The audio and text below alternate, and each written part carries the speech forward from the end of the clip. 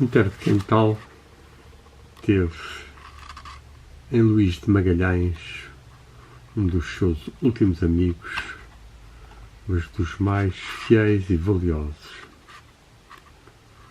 Mas embora o tenha conhecido apenas em 1881 e tenha convivido com ele, sobretudo, a partir de 1886, quando passou a viver perto de Vila de Conde, onde Antero se encontrava, foi ele quem foi buscar Antero de Quental a Vila de Conde para tomar as rédeas do movimento patriótico e reparador da Liga Patriótica do Norte contra o ultimato inglês, que infelizmente segurou como um certo fracasso para o idealismo de Antero, de Luís de Magalhães, de Jaime Magalhães Lima e outros dos escritores e pensadores que, dotados de um espírito mais cívico, alinharam com os estudantes nesse movimento popular que tentou fazer o que os políticos na época não conseguiram fazer.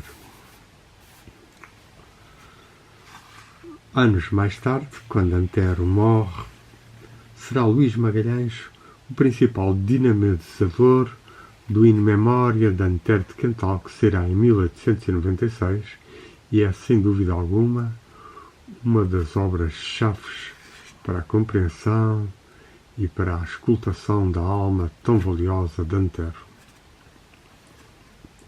Contudo,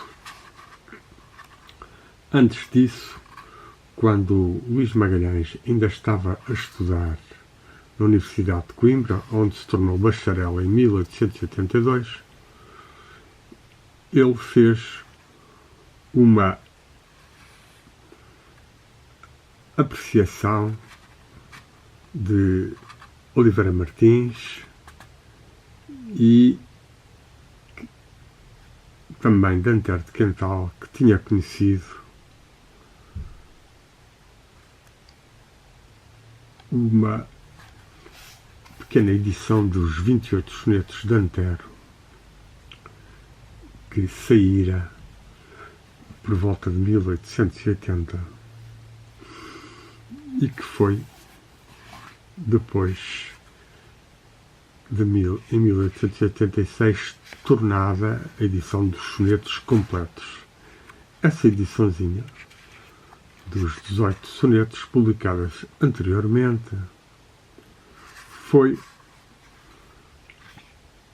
alvo de uma crítica muito bela de Luís de Magalhães, que foi publicada na época e que recentemente a nossa estimada amiga Ana Maria Almeida Martins publicou numa obrazinha em que reúne os textos de Luís de Magalhães e que se intitula Antero de Quental em Vila de Conde. Será deste volumezinho, editada na tinta da China, que iremos ler este texto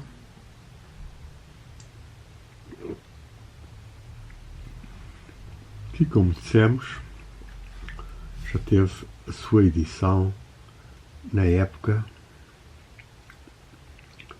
e que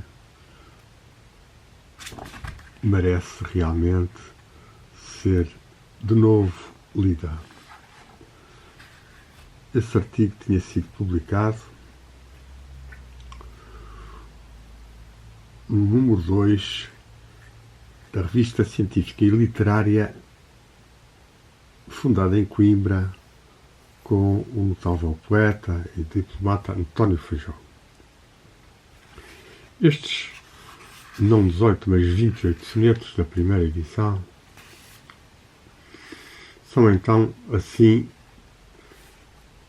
criticados ou descritos por Luís de Magalhães e que vamos ler rapidamente para quem preferir ler pela voz de outra pessoa possa receber esta invocação anteriana feita tantos anos depois, mas sinal de um interesse sempre grande por um dos grandes mestres e almas portuguesas. Diz-nos então Luís de Magalhães: é uma grande obra num pequeno volume. Apenas 28 sonetos em decassílabos que se leem em 15 minutos, mas que deixam uma impressão profunda e duradoura. O nome que firma esses sonetos é o de um homem a quem uma fatalidade patológica impediu de assumir o elevadíssimo e extraordinário papel que lhe estava reservado na nossa aventura, na nossa literatura e, porventura, também na nossa política. E este prognóstico podiam fazê-lo há 15 anos todos os que lessem então essas duas vigorosas e nobilíssimas cartas intituladas Bom Senso e Bom Gosto e Dignidade das Letras, em cujas páginas ardentes e elevadas o Sr. Antero de Quental derrubava para sempre um monopólio crítico e literário que conseguira reprimir nos limites chatos da banalidade insensada de esturro clássico as tendências poéticas e artísticas do espírito nacional. Um pouco antes dessas cartas, que nos revelam o caráter de uma inflexibilidade antiga, tão imponente como simpático, tinham sido publicadas as Odes Modernas, um grande livro, que, a par da visão dos tempos, marcará uma renovação brilhante na história da poesia portuguesa. As Odes Modernas, que eram como um escândalo no meio da pacatez quintilianesca em que o espírito académico e artificial do Visconde de Castilho havia conseguido adormentar o talento dos novos poetas. Os críticos clamaram urbi e orbi pela tuba dos seus panfletos. O Sr. Quental era um doido, que ninguém entendia os seus versos. Tão transviados andavam eles na nebulosidades do metafisismo alemão e, dramáticos ineptos, sorriram-se com desdém de poesias que começavam por uma adversativa sem a prévia reticência. Isto põe a claro o estado lastimoso da opinião crítica deste tempo e a vasta coleção de panfletos que este debate originou é uma prova inestimável do ponto a que haviam baixado a independência de pensamento e a dignidade literária das quais, pois pouco mais de meio século antes tinham sido vítimas, entre outros grandes vultos, Bocage e Francisco Manuel de Melo. As Odes Modernas, profundamente revolucionárias, vieram dar um grande impulso, vieram pôr em movimento a energia poética de um povo cujo espírito literário sofria de uma longa sonolência mórbida. Desde então um novo caminho estava aberto aos futuros poetas, e este grito de independência prometia o renascimento da originalidade e da espontaneidade pessoal dos talentos. Tais esperanças não foram desmentidas. Os nomes de Guerra Junteiro, Gomes Leal, João Penha, Gonçalves Crespo, Manuel Duarte de Almeida, Guilherme Braga, Simões Dias, Guilherme de Azevedo, Sousa Viterbo e de muitos outros firmaram, e outros firmam ainda, na nossa poesia, obras de um extraordinário alcance e de uma inspiração por vezes assombrosa, como na morte de Dom João ou em alguns cantos enormes do Anticristo. Qual foi o resultado dessa gloriosa campanha de Parnaso em que tanto se distinguiram os autores da visão dos tempos e das odes modernas? Depois de um longo silêncio, a musa do Sr. Quental fala de novo. E passamos aqui um pequeno comentário para elogiar esta entrada franca e pessoal e poética de Luís de Magalhães perante Antero de Quental, que ainda não conhecia pessoalmente. A musa do Sr. Quental fala de novo. Quem entendia ele por musa? Apenas o gênio poético de Antero? Alguma fada ou alma subtil feminina que o inspirasse? Ou apenas a musa abstrata dos poetas, mas que se torna concreta e pessoal em cada um deles? Não sabemos, mas fica aqui esta erupção, esta entrada mágica da musa, da inspiradora, seja de um nível espiritual dele próprio, em que tem acesso a correntes de ritmo, de pensamento, de sensibilidade superiores à da discursividade e do pensamento normal, ou algum tipo de subtil inspiração que poderia rodear e envolver Antero. Depois de um longo silêncio, a musa do Sr. Quental fala de novo. Temos os seus sonetos, que, conquanto não sejam literariamente uma novidade, têm agora o incontestável valor de se acharem reunidos de modo a unificar o seu pensamento e a pô-lo em evidência, salientemente. Para fazermos uma crítica justa e sincera, como a requer o nome superior e respeitabilíssimo do poeta das odes modernas, temos de considerar os seus sonetos sob dois pontos de vista: a ideia e a forma. Mais claro, a afirmação ideal que eles contêm, e depois o modo artístico como tal afirmação é pessoalmente percebida e realizada. Quanto ao primeiro, a afirmação ideal, diremos desassombradamente que os sonetos do Sr. Quental não se nos afiguram um progresso sob as suas odes.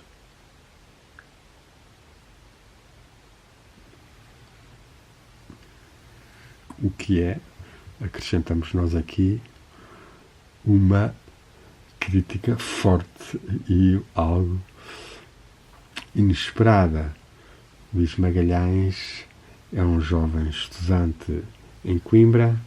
As odes respiram todo um ambiente revolucionário que foi gerado nesse encontro entre a juventude ardente de Antero, a sua geração de estudantes e o contacto com os grandes pensadores franceses, sobretudo, como Michelet, Proudhon, Edgar Quinet, e que lançavam a juventude estudantil em altos voos de idealismos, transformação da sociedade, revolução. E, portanto, aqui Luís de Magalhães vem fazer uma certa crítica. Os sonetos do Sr. Quental não se nos afiguram um progresso sobre as suas odes. O pensador que se elevara acima da sensiblerie da sensibilidade piegas do seu tempo para voar audazmente e lançar na alta atmosfera dos ideais novos o seu grito vitorioso de águia, enquanto cá embaixo, no bucolismo das ervinhas e das olaias, a cigarra de Anacreonte chiava as suas cantigas estafadas. E aqui temos críticas fortes a Castilho, que desenvolvera muito este estilo bucólico e que comentara também as odes de Anacreonte e outras obras clássicas romanas. São constatadas com, e continuamos, o pensador que agitava nos seus versos um vulcão de sentimentos modernos, que desejava ver na última hora, citação, o claro sol, amigo dos heróis. E lembremos como Antero e muitos dos seus estudantes vibraram com Garibaldi e com a independência italiana e a formação da nacionalidade italiana, moderna, pensando mesmo oferecer-se para ir combater, e que erguia essa imagem do claro sol, amigo dos heróis, que se lançava no futuro, ou que se lançava ao futuro tendo inscrita na flâmula da sua lança adamantina a luminosa divisa de Goethe, essa busca de mais luz, acrescentamos nós, esse pensador tão nobre, tão digno, tão heroicamente independente, que com pouco mais de 20 anos, em 2 panfletos nervosos e enérgicos, impunha de momento o seu nome ao respeito de um público raramente encantador. Esse pensador, dizemos nós, afigura-se-nos recolher-se como um asceta contemplativo às regiões subjetivas do seu espírito, aniquilar-se inutilmente como um budista alucinado, quando troca nos sonetos o seu antigo ideal poderoso e afirmativo da vida e de crença pelos terrores da dúvida e do ceticismo, pela apologia da morte e do nada, pela absorção negativa do seu pensamento na noite sepulcral de um transcendentalismo místico e visionário. Esta crítica, tão sincera e espontânea, de Luís de Magalhães, é de se louvar.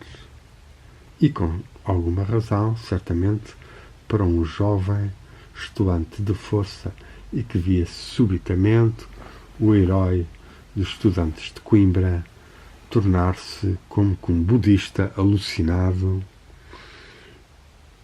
entregue aos terrores da dúvida e do ceticismo e à apologia da morte e do nada.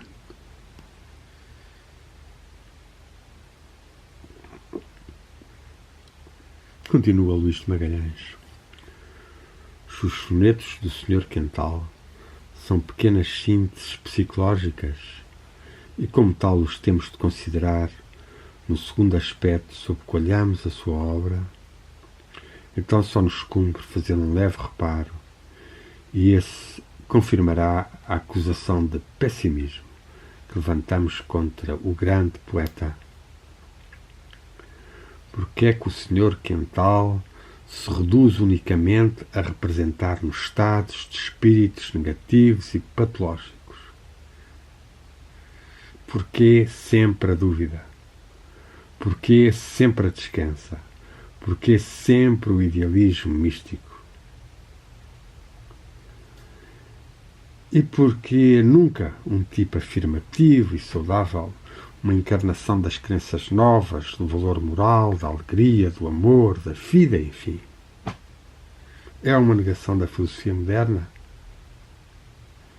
É um retiro brusco e misantrópico atrás do reduto selvagem e incomunicável da filosofia de Schopenhauer e Hartmann?